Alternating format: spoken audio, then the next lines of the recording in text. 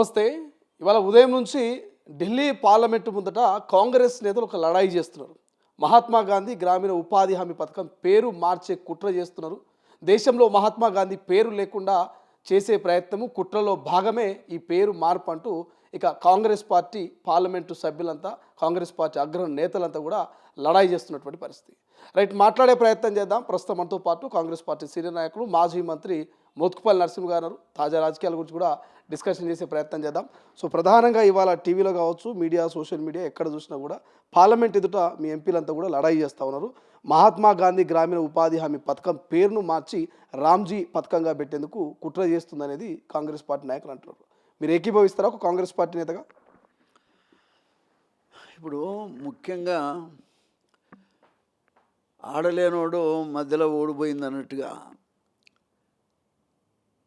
ఏదో విధంగా కాంగ్రెస్ పార్టీని దెబ్బకొట్టాలనే ప్రయత్నంలో భాగంగా ఇవాళ అనేక కార్యక్రమాలు, ప్రజా వ్యతిరేక కార్యక్రమాలు బీజేపీ చేస్తూ ఉన్నది. చాలా బాధాకరం. దాంట్లో భాగమే ఈ పనికి ఉపాధి హామీ పథకాన్ని ఇవాళ ఆల్మోస్ట్ రద్దు చేస్తున్న పరిస్థితి కనబడుతుంది. పేరు మార్చటం ఒకటే కాదు, దాన్ని రద్దు చేసే ప్రయత్నంలో, దాన్ని నీరుగార్చే ప్రయత్నం చేస్తుంది. ఎందుకంటే సోనియా గాంధీ గారు వాస్తవంగా చాలా వాస్తవంగా పేదోళ్ళ మనిషిగా, పేదోళ్ళ హృదయంగా ఈ కార్యక్రమాన్ని ప్రవేశపెట్టి అసలు పేద ప్రజలు, ఎస్సీలు, ఎస్టీలు, బీసీలు, పేద ప్రజలు మరి ఎంతో కొంత దానివల్ల మేలు జరిగి జీవనాన్ని గడుపుతున్నటువంటి పరిస్థితి. కొంతమంది అయితే ఈ 125 రోజులు పనిచేసి దాంతోనే మరి కాలాన్ని గడుపుతున్నటువంటి పరిస్థితిని మనం చూస్తూ ఉన్నాం. ముఖ్యంగా తెలంగాణ ప్రాంతంలో కరువు ప్రాంతం, ఈ ప్రాంతానికైతే వాస్తవంగా ఒక జీవం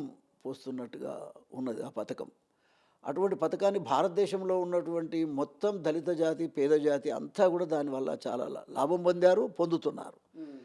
ఇది ఈర్ష్యపడి ఈ పేరు సోనియా గాంధీ గారికి, కాంగ్రెస్ పార్టీకి, రాహుల్ గాంధీ గారికి వస్తుందనేటువంటి ఆలోచన కింద వాళ్ళు చేస్తున్నటువంటి దురదృష్టకరమైన పని అని కూడా ఈ సందర్భంగా దీన్ని నేను తీవ్రంగా ఖండిస్తూ ఉన్నా. ఇది మంచిది కాదు. మీరు పేరు మార్చినా, ఏది మార్చినా అది సోనియా గాంధీ పెట్టినటువంటి పథకం అనేది ప్రజలందరికీ తెలుసు. అటువంటి పరిస్థితుల్లో మీరు ఈ విధంగా బీజేపీ వాళ్ళు ఈ విధంగా చేయటం అనేటువంటిది చాలా దురదృష్టకరం. వెంటనే దాన్ని విత్డ్రా చేసుకోవాలి ఆలోచన విధానాన్ని. వాళ్ళైనా గవర్నమెంటే కదా, మరి పేద ప్రజలకు మీరు వ్యతిరేకులైతే రేపు పొద్దున మీకు సరైన గుణపాఠం రాబోయే ఎన్నికల్లో చెప్పక తప్పదు. ఏదో ఎన్నో కారణాల వల్ల మనుషులను మరి దేవుని పేరు మీద లొంగ తీసుకొని రాజ్యాన్ని నడుపుతారు తప్ప మీరు ఏదో అభివృద్ధి కార్యక్రమాలు చేసి నడపటం కాదు. ఇది ఒక రకంగా మోసం. కాబట్టి నేనేమంటా అంటే బీజేపీ పార్టీ, బీజేపీ హైకమాండ్ కూడా ఒకసారి ఆలోచించుకోవాలి. ఇది మంచి పద్ధతి కాదు.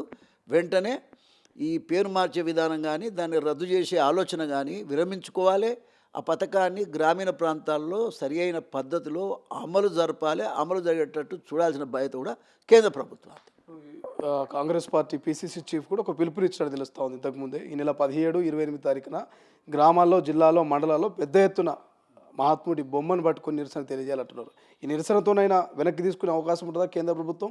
తీసుకోవాలి. మరి ఏమాత్రం ఆ ప్రజల పక్షాన ఆ పార్టీ, ఆ ప్రభుత్వం ఉండాలనుకున్నా వెంటనే విరమించుకోవాలి. ఆలోచన విధానాన్ని విరమించుకుంటేనే వాళ్ళకి ఏదైనా పుట్టగతులు ఉంటాయి. లేకపోతే పుట్టగతులు బీజేపీ పార్టీకి ఉండవు. సర్పంచ్ ఎన్నికలు ఇప్పటికీ 2 విడతలు అయిపోయినాయి. రేపు తెల్లారితే 3వ విడత కూడా కంప్లీట్ అవుతుంది.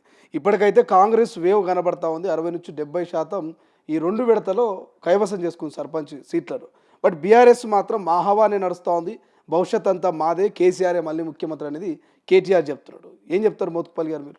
సరే, రాజకీయాలలో కింద పడ్డా నేనే గెలిచినా అనేటువంటిది తత్వం ఉంటుంది. దాన్ని మనం కాదనలేము. కానీ వాస్తవ పరిస్థితులు ఏంటంటే అసలు ఓటేసేవాడు ఎందుకు వేస్తాడు?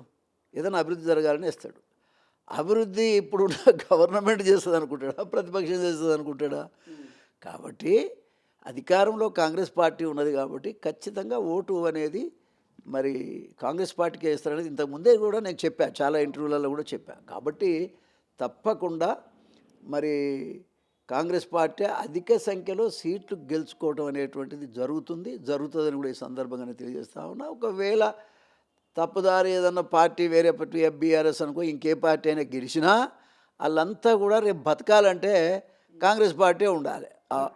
బెదిరిస్తురా కాంగ్రెస్ వాళ్ళు? లే, అభివృద్ధి జరగాలన్నా, వాళ్ళకు బిల్లులు రావాలన్నా, అభివృద్ధిలో భాగంగా వాళ్ళు పాలు పంచుకోవాలన్నా సర్పంచ్లు అనేవాడు ఖచ్చితంగా ఎప్పుడైనా చూస్తూ ఉన్నా కదా నేను చాలా ఎన్నికలలో. ఆ గెలిచినోడు కూడా మళ్ళీ అబ్బో ఇంట్లో గెలిస్తే వచ్చే లాభం ఏముందిరా నాయన అని చెప్పేసి అధికార పార్టీకే వస్తారు. వాళ్ళంతా కూడా అధికార పార్టీలోనే చేరుతారు. కాబట్టి అధిక సంఖ్యలో గెలుస్తారనేది ముందే ఊహించినాం. అదే రకంగానే కాంగ్రెస్ పార్టీ బ్రహ్మాండమైన మెజారిటీ ఈనాడు సాధించింది. This credit goes to Revanth Reddy గారు.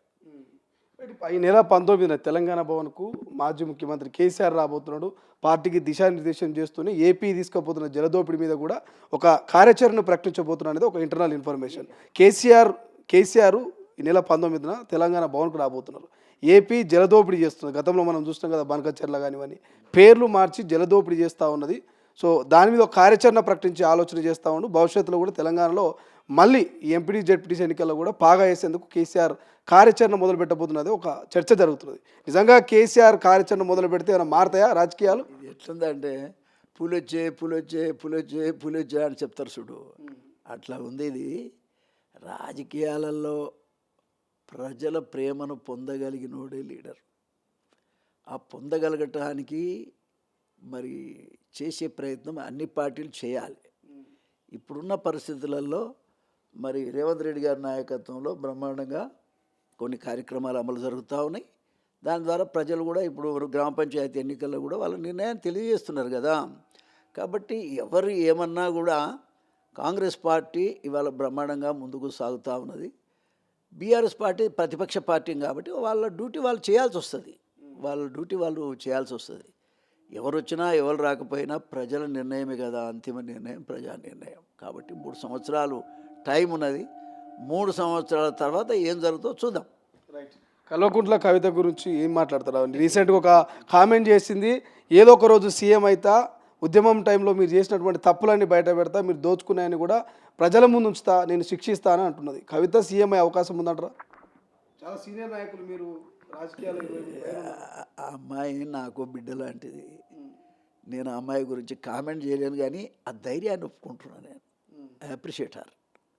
అవ్వటం అవ్వకపోవటం తర్వాత సంగతి, కానీ ఒక లీడర్కు ఉండాల్సినటువంటి లక్షణాలు అయితే ఆమె తెలియజేస్తూ ఉన్నది, అభినందిస్తూ ఉన్నది. ముఖ్యమంత్రి ఎప్పుడైతుందో కానీ అప్పటిదాకా మనం బతుకుంటామో లేదో కూడా తెలియదు, కానీ మొత్తానికి అమ్మాయి అట్లా మాట్లాడడం అనేది గొప్ప విషయం. ఇక మిగతా విషయాలు మనకు సంబంధం లేని విషయాలు. ఈ మధ్యకాలంలో మనం చూస్తాం, ఉప్పల్ స్టేడియంలో మెస్సీ వర్సెస్ రేవంత్ రెడ్డి మధ్య ఒక ఫుట్బాల్ మ్యాచ్ నడిచింది. రాహుల్ గాంధీ వచ్చి చూసిపోయాడు. దాని మీద చాలా విమర్శలు వస్తున్నాయి. 10 కోట్లు ఖర్చు పెట్టి గంట ఆట కోసం రేవంత్ రెడ్డి ఇంత హంగామా ఎందుకు చేస్తున్నాడు అనేది ఒక ప్రతిపక్షాల నుంచి ఒక విమర్శలు వస్తున్నాయి. యాజ్ ఎ సీనియర్ పొలిటీషియన్గా మీరు ఏం చెప్తారు? మీరు దాన్ని ప్రశంసిస్తారా, విమర్శిస్తారా?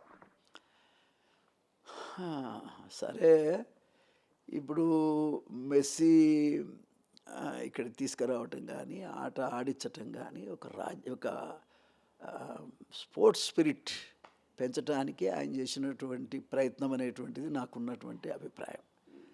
కాబట్టి వాళ్ళ పిల్లలంతా కూడా ఏ ఆట ఆడితే బాగుంటుంది, దేనికి నేషనల్ లెవెల్లో పేరు వస్తుంది, ఆడటానికి కావాల్సినటువంటి పరిస్థితులు మన దగ్గర ఉన్నాయా లేవా, ఇవన్నీ కూడా ప్రపంచానికి చూపించినటువంటి వ్యక్తి రేవంత్ రెడ్డి గారు. ఆయనే స్వయంగా రంగంలోకి దిగటం నేనైతే ఆశ్చర్యపోయా. మంచి కుర్రోడు, ఎగురుతున్నాడు, దుంకుతున్నాడు, చాలా బాగానే చేస్తూ ఉన్నాడు. దాన్ని మనం విమర్శల కంటే కూడా స్పిరిట్ను మనం సంతోషపడాలి, అప్రిషియేట్ చేయాలి, అంతే. ఈ మధ్య కాలంలో రవీంద్ర భారతిలో ఎస్పీ బాలసుబ్రహ్మణ్యం విగ్రహం ఒకటి పెట్టారు. మీరు ఏమైనా కామెంట్ చేస్తారా? కొంతమంది వ్యతిరేకించారు, బట్ రాష్ట్ర ప్రభుత్వం మాత్రం ప్రతిష్ఠించింది అక్కడ విగ్రహాన్ని. ఏం చెప్తారు? మీరు ఏమైనా కామెంట్ చేస్తారా దీని మీద? అయ్యో, నేను ఒక మాట చెప్పను. ఇంకా తెలంగాణ అనే పదం వాడి జనాన్ని మోసం చేయటం తప్ప ఇంకొకటి లేదు. ఎందుకు చెప్తున్నా అంటే, ఇప్పుడు 12 సంవత్సరాలు అయింది తెలంగాణ వచ్చి. 1200 మంది బిడ్డలు చనిపోయారు. ఏమురిగింది చెప్పండి? ఏమురిగింది? వ్యక్తిగతంగానైతే I feel very bad about it. ఒక విధంగా చెప్పాలంటే మనసు ఇట్లా పిండుతుంది నాకైతే. రక్తం బయటకు వచ్చేదే తక్కువ ఉంది, అంత పిండుతుంది నా గుండె. జీవితంలో ఇటువంటి దుర్మార్గమైన పరిస్థితులను నేను ఎన్నడో చెప్పా. మొట్టమొదటి నుంచి తెలంగాణ రావటం పేదవాడి కొరిగేది ఏమీ లేదు. తెలంగాణ పెత్తందారు ఏ పెత్తందారైతే ఏందండి, కానీ ఇక్కడ జరిగింది ఏమిటి అంటే ఏం ఒరిగింది ఏం లేదు. పేదోడు కొరిగింది అది ఎస్సీలు, ఎస్టీలు, బీసీలు. వాళ్ళకు రాజకీయ పద్ధతులలో ఒరిగింది ఏమి లేదు, ఆర్థికపరమైన పద్ధతుల్లో కూడా ఒరిగింది ఏమి లేదు. కాబట్టి దాని మీద అనలైజ్ చేయాల్సిన అవసరం ఉంది ఈ తెలంగాణ వాదులంతా కూడా. దాన్ని మనం అప్రిషియేట్ చేయొచ్చు. వచ్చిన తెలంగాణ ఏమైపోయింది, ఎవరి సొంతమైంది, ఎవరు చేస్తున్నారనే ఆలోచన కూడా చేయాల్సినటువంటి అవసరం ఉంది. పేదోళ్ళ భాగస్వామ్యం ఏముంది దాంట్లో, ఎస్సీలది కానీ, ఎస్టీలది కానీ, బీసీలది కానీ, ఎవరిది ఏముంది. ముఖ్యంగా నేనైతే మా మాదిగ జాతి అయితే నిర్వీర్యం చేసిండ్రు. మా కులాన్ని గుర్తింపు చేయలేదు. అసలు ఎన్టీ రామారావు గారి దగ్గర నుంచి ఎంతోమంది దీన్ని డెవలప్ చేసుకుంటూ వచ్చారు. అన్ని కులాల్లో కూడా బీసీలకు ఆనాడు 20% రిజర్వేషన్ ఇచ్చారు. తర్వాత అప్పుడున్న ప్రభుత్వాలు ఎన్టీ రామారావు దగ్గర నుంచి ఈవెన్ ఇంక్లూడింగ్ రాజశేఖర రెడ్డి గారు కూడా మరి బ్రహ్మాండంగా డెవలప్మెంట్ కొంత చేసుకుంటూ వచ్చారు, చేశారు కూడా. మరి ఇవాళ ఏం జరుగుతుంది అనేది మనం చూస్తూనే ఉన్నాం. కాబట్టి ఓవరాల్ సిచ్యువేషన్ చూస్తే తెలంగాణ రాకముందున్న గవర్నమెంట్లకు, తెలంగాణ వచ్చినాక ఉన్న గవర్నమెంట్లకు చాలా తేడా ఉంది. పరిపక్వత లేదు, పేదవాడి పక్షాన కన్సర్న్ లేదు, వ్యవస్థ ఎక్కడ నష్టపోయింది, ఎక్కడి నుంచి డెవలప్ చేయాలనే ఆలోచన లేదు. దాంట్లో భాగంగా నలిగిపోయినాం కదా, నలిగిపోయినాం సార్.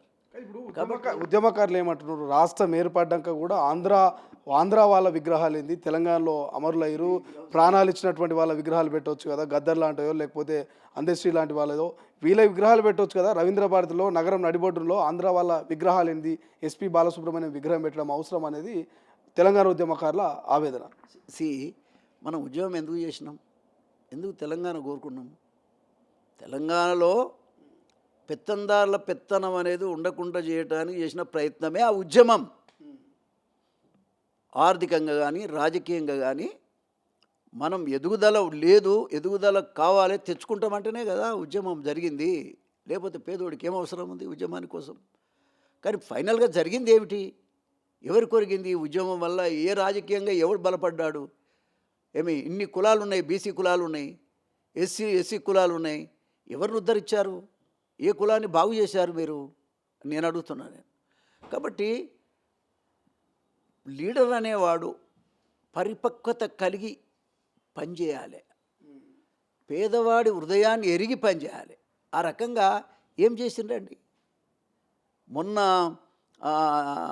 రేవంత్ రెడ్డి గారు ఈ వర్గీకరణ ఒకే ఒక అంశం విన్నరా, వర్గీకరణ ఒకటే వ్యవస్థాపరంగా ఒక మార్పు. అది అంటే కాన్స్టిట్యూషనల్గా ఎవరికి రావాల్సిన హక్కును వాళ్ళకు సాధించి ఇచ్చినటువంటి ఘనత కూడా ఆయనకే దక్కింది. కాబట్టి నేనేమంటా అంటే ఆలోచన లేనటువంటి పరిస్థితుల్లో ప్రభుత్వాలు నడుస్తున్నాయి, అది మంచి పద్ధతి కాదు. నేను అనేది ఏంటంటే, ఎందుకు ఏ కులానికి ఎంతమంది ఎమ్మెల్యేలు వచ్చారో చూడండి. అప్పుడైనా ఇప్పుడైనా ఈ 12 సంవత్సరాల ముచ్చట చెప్తున్నాను, ఒక పార్టీది కాదు. ఏ కులానికి యాదవులు ఎంతమంది ఉన్నారు, గౌడ్స్ ఎంతమంది ఉన్నారు, మాదిగోళ్ళు ఎంతమంది ఉన్నారు, మాలోళ్ళు ఎంతమంది ఉన్నారు, లేకపోతే ఎన్ని కులాలు ఉన్నాయి. ఈ కులాలకు భాగస్వామ్యం ప్రభుత్వంలో అటు అసెంబ్లీ పరంగా కానీ, అసెంబ్లీ కాకుండా ఇతర పోస్టులలో కానీ వాళ్ళకి ఇచ్చిన ప్రాధాన్యత ఏమిటి? అసలు ఈ ప్రభుత్వాలు ఆనాడైనా గవే ప్రభుత్వాలు, ఈనాడైనా గవే కులాలు పరిపాలన చేస్తున్నాయి కదా. దానివల్ల వచ్చిన లాభం ఏమిటి? పేదవాడికి మార్పు కావాలి. పేదవాడు పరిపాలన చేస్తే ఎట్లా ఉంటుందో అది కూడా చూడాలి కదా. లేదు, ఆ రకమైన ఆలోచన కూడా చేయాలి. నేను అందశ్రీ సంతాప సభలో చెప్పా రేవంత్ రెడ్డి గారికి, పేదవాడి మనసెరిగి పనిచేయాలి, కులం కాదు ఇక్కడ. ఆ విధంగా పనిచేస్తేనే ఆ ప్రభుత్వాలని అప్రిషియేట్ చేయాల్సి వస్తుంది. అట్లా పేదవాడికి రాజ్యాధికారం ఇచ్చి పరిపాలన చేసినా ఒకటే, లేదంటే ఆ రకమైన మనస్తత్వం కలిగి పనిచేసినా మంచిదే. కాబట్టి ఇప్పటికైనా పరిపక్వమైనటువంటి రాజకీయం అనేటువంటిది తెలంగాణలో లేదు, అది వస్తే మంచిది. కాబట్టి ఇవాళ నేనేమంటున్నా అంటే, తెలంగాణ విగ్రహం బాలసుబ్రహ్మణ్యం పెట్టాలన్నా ఎవరిని పెడితే ఏంది, దానివల్ల వచ్చే ప్రయోజనం ఏమిటి? వినవా? విగ్రహాల వల్ల మనకు వచ్చే ప్రయోజనం ఏం లేదు. వినవా? ఎంతోమంది మహనీయులు ఉన్నారు. మహనీయుల విగ్రహాలు అనేటువంటి జనరల్గా పెట్టుకుంటూ ఉంటాం మనం. అయితే ఆ రకంగా పెట్టుకునే విగ్రహాలు అనేటువంటి అదొక వరుస జరుగుతూ ఉంటుంది. దానివల్ల నష్టము లేదు, లాభము లేదు. పెట్టుకునే వల్ల లాభము లేదు, పెట్టుకుంటే వచ్చిన నష్టము లేదు. దాని గురించి టైం వేస్ట్ చేసుకోవడం అనవసరం. నేనైతే ఈ ఉద్యమకారులకు కానీ పెద్దలందరికీ నేను విజ్ఞప్తి చేసేది ఏంటంటే, ఒక దళితుడిగా మన వర్గాల వాళ్లకు తెలంగాణ వస్తే ఏదో జరుగుతుంది అనుకున్నాం, ఏమి జరగలేదో దాని మీద ఫైట్ చేయండి. That is appreciable. అంతేగాని విగ్రహాల కొట్లాట అంత మంచిది కాదని నాకున్న. ఎవరిని కూడా మనం ఇంత పెద్ద విశాలమైన తెలంగాణలో ఏడనో ఒక విగ్రహం పెడితే వచ్చే నష్టమేముంది సార్? దానికి ఎన్నో పెట్టుకోవచ్చు. అసలు ఆంధ్రులే వద్దు అంటే మరి పాకిస్తాన్ అప్పుడు ఉన్నప్పుడు కాలంలో మరి పాకిస్తాన్ ముస్లిం అంతా ఈ దేశం మనమే కదా రాజ్యాంగ పరంగా పెట్టుకున్నాము. ఇప్పుడు కాదంటే జరిగేది ఉందా? కాదు కదా. వాళ్ళ ఆంధ్రోళ్ళు కూడా ఇక్కడ ఉన్న వాళ్ళంతా సెటిల్ అయిపోయారు. వాళ్ళనైతే ఇప్పటికైతే బయటకు పంపించలేము కదా. మరి అటువంటిప్పుడు ఈ కొట్లాట కూడా అనవసరమైన కొట్లాట. కాకపోతే భాగస్వామ్యం గురించి కొట్లాడు. ఆనాడు ఊహించిన దానికి, ప్రభుత్వాలు ఏర్పడేదానికి మరి ఏమన్నా లాభం ఉందా లేదా అనేది ఆలోచన చేయాల్సినటువంటి అవసరం ఉంది. అది చేస్తే తప్పలేదు. Thank you so much. ఇది విగ్రహాలతో వచ్చే లాభము నష్టం ఏం లేదు. సో రాష్ట్రాలు విడిపోయినప్పటికీ ఇంకా సెటిలర్స్ ఇక్కడనే ఉన్నారు. సో అట్లాంటప్పుడు విగ్రహాలు పెడితే తప్పేంటి, దాంతో వచ్చే లాభం ఏంటి, నష్టం ఏంటి అనేది కూడా మోత్కుపల్లి గారు చెప్తున్నటువంటి పరిస్థితి. బట్ చూద్దాం, ఏదేమైనప్పటికీ మాత్రం తెలంగాణలో ఓవైపు సర్పంచ్ ఎన్నికల్లో మాత్రం కాంగ్రెస్ వేవ్ నడుస్తోంది, కాంగ్రెస్ హవా నడుస్తోంది. 60 నుంచి 70 స్థానాల్లో మరి మొదటి ఫేజ్, రెండో ఫేజ్లో కాంగ్రెస్ పార్టీ ఆ స్థానాల్ని సొంతం చేసుకుంది. మరి ఇదే జోస్ రేపు ఎంపీటీసీ, జెడ్పీటీసీ, జిహెచ్ఎంసీలో ఉంటుందా, లేకపోతే కేసీఆర్, కేటీఆర్ అన్నట్టుగా భవిష్యత్తు మళ్ళీ బీఆర్ఎస్ వశం కాబోతుందా అనేది చూడాల్సిన అవసరం ఉంది. కెమెరా పర్సన్ అజయ్తో శ్రీశైలం, తొలి వెలుగు, హైదరాబాద్. అసలైన తొలి వెలుగు. ఫాలో వాట్సాప్ @తొలి వెలుగు official.